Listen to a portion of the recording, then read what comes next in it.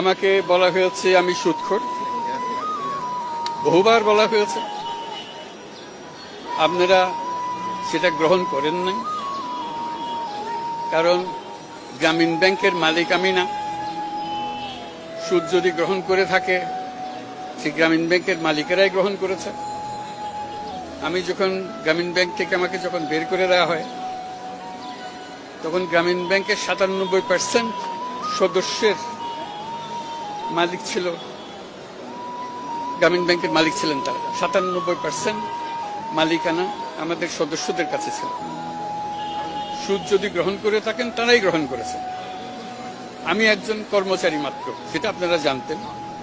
আমি গ্রামীণ ব্যাংকের মালিক ছিলাম না কখনো। কাজে আপনারা সেটা গ্রহণ করেন না। আমাকে বলা হয়েছে আমি গরিবের রক্তচোষা, সেটাও আপনারা গ্রহণ করেন নাই।